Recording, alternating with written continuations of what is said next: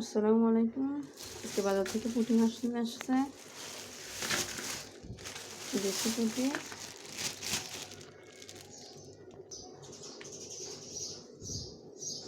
পুঁটি মাছটা কিন্তু অনেক টাটকা মাছ, এটা নরম না, মনে হচ্ছে কেবল ধরে নিয়ে আসলো মাছটা।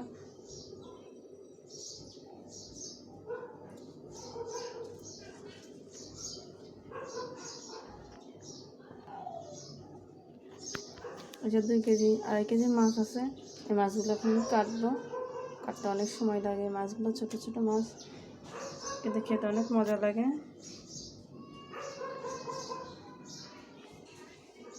বিশালের মধ্যে দেখেন